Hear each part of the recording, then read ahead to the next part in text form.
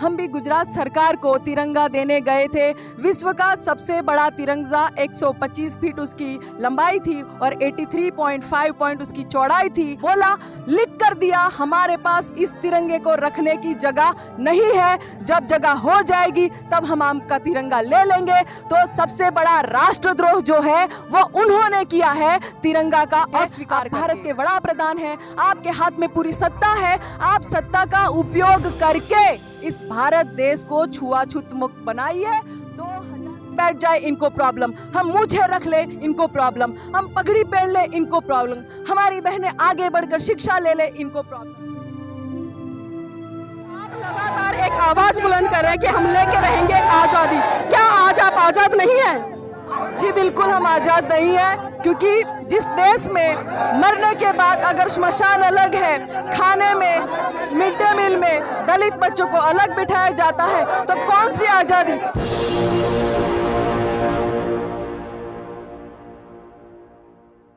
नमस्कार, आप देख रहे हैं एनबी न्यूज़ 24x7 नीलम बोध के साथ। और आज हूँ मैं राजस्थान के जयपुर में। जी हाँ साथियों, आप मेरे पीछे देख पा रहे होंगे जो शहीद स्मारक स्थल है, मैं वहाँ पर हूँ। और वहाँ पर आपको दो पक्ष साफ साफ देखने को मिल रहे होंगे।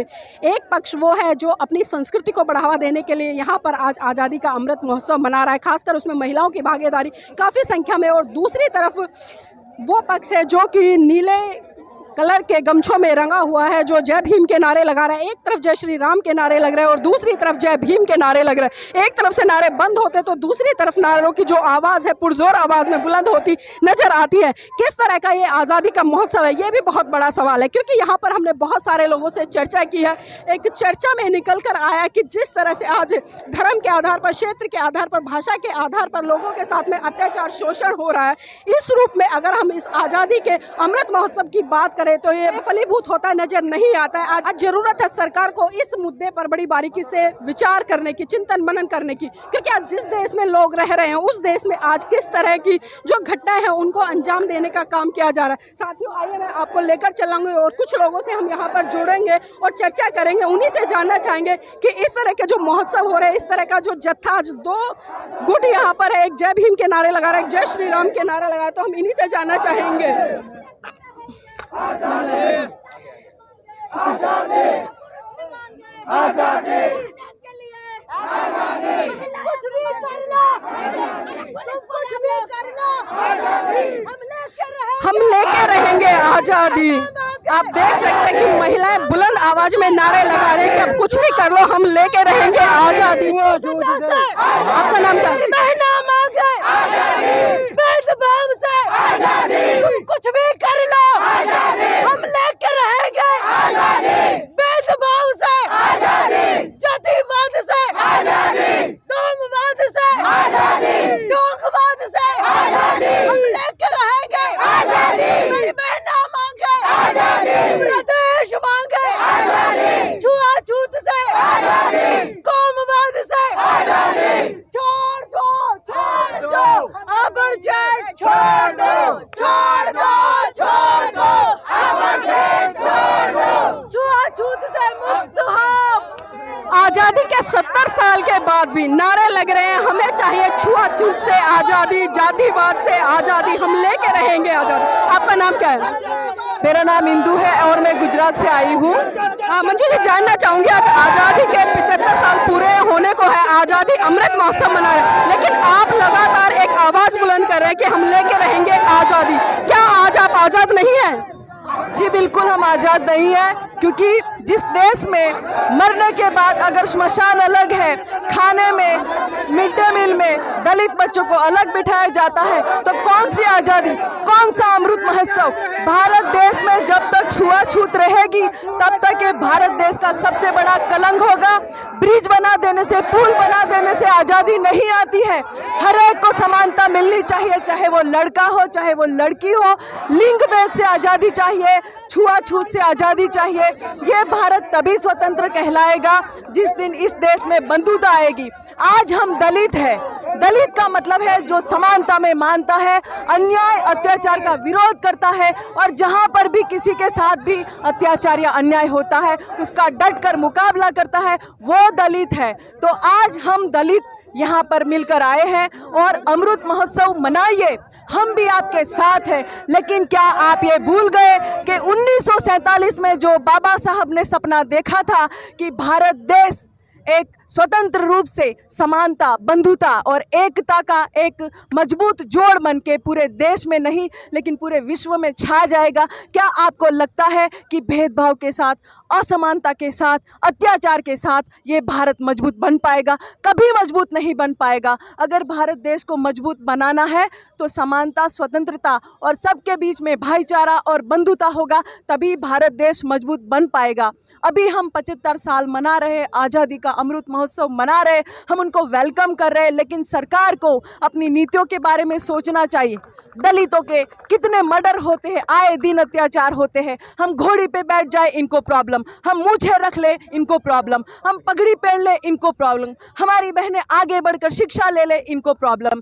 तो हमें ये समझना चाहिए कि भारत देश में ये बड़े कलंक है, जो छुआछूत है, जब तक नहीं मिटेगा तब तक आप कुछ भी कर लो, भारत देश कभी भी विश्व में नंबर 1 नहीं बन पाएगा। ये मेरा गारंटी है, आप लिख के ले लो। चाहे सरकारें कोई भी आए, हम किसी सरकार के खिलाफ नहीं है, हम किसी पार्टी का समर्थन नहीं कर रहे हैं। हम बस हमारी आवाज़ को बुलंद इसीलिए कर रहे हैं क्योंकि हमारे लिए 75 साल के बाद भी आज छुआछूत अभी भी जीवित है।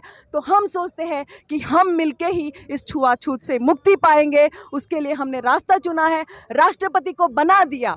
दलित वर्ग से है या एससी वर्ग से है या एसटी वर्ग से या ओबीसी वर्ग से, आप रामनाथ कोविंद को भी बिठा के अलविदा कर दिए। अभी द्रौपदी मुर्मू जी का हम वेलकम करते हैं कि भारत की महिला राष्ट्रपति, और उसको भी आप आदिवासी का एक लेबल लगा के बिठा दिए। लेकिन हम उन्हीं महिला को सम्मानित करते हैं और ये छुआछूत मुक्त होने का जो बाबा साहब का सपना है, तो हम द्रौपदी मुर्मू जी की बोलेंगे कि आप इस सिक्के को स्वीकार करें और जो नया संसद भवन बन रहा है उसमें इस सिक्कों को रखिए, ताकि जब भी संसद में लोग बैठे और नीतियां बनाए तो सबसे पहले उनको ये बात आए कि भाई जितनी भी पार्टियां बनी वो सारी विफल रही है।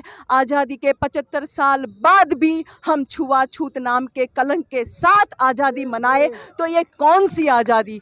आप जहाँ से आए, गुजरात से, हमारे माननीय प्रधानमंत्री जी भी गुजरात से आते हैं और वो हमेशा एक बात कहते हैं कि सबका साथ सबका विकास। क्या आपको लगता है कि उनकी बात में सच्चाई नहीं है? बिल्कुल उनकी बात में सच्चाई नहीं है, क्योंकि वो जो बोलते हैं वो कभी उन्होंने किया नहीं है। और मैं आपको बताऊं कि हम किसी पार्टी के समर्थन में नहीं, किसी के खिलाफ नहीं है।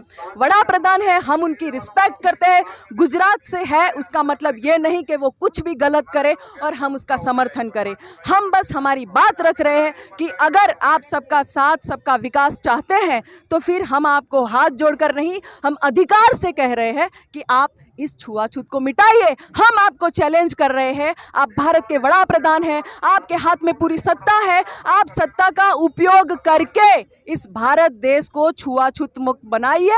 2047 तक आपके पास टाइम है, हमारे पास तो टाइम है। और आज अगर आप सिक्का नहीं लेंगे कोई बात नहीं, हम हर साल सिक्का लेकर आएंगे और दुगनी लोकशाही के साथ आएंगे, क्योंकि ये लोकशाही वाला देश है। We the people of India, हमारा राइट्स है, हमारा अधिकार है। डॉक्टर भीमराव अंबेडकर ने महिलाओं को और सभी भारत के जो 18 साल के ऊपर के होते वो सभी को वोट का अधिकार दिया है। हम उस वोट की जो आप राजनीति खेलकर हमको 15-15 लाख देने का जो सबको दिया था, पर्चा बांटा था, वो उसमें भी आप नाकाम गए। बहुत सारी नीतियों में आप नाकाम गए हैं बराबर, लेकिन हम आपकी नाकामियों को साइड में करके बस आपको एक चैलेंज करते हैं कि मोदी जी प्लीज़ कम से कम भारत देश को छुआछूत मुक्त बनाइए, फिर विश्व गुरु बनाने की बात करिए। यहाँ पर मैं अपनी बात को रखती हूँ। आपको और कोई सवाल है तो आप मैं एक सवाल और लेना चाहूँगी। जिस तरह से हम देख रहे हैं कि हमारे माननीय प्रधानमंत्री जी या जिस तरह से भारतीय जनता पार्टी और उनका एक संगठन है RSS, वो बड़े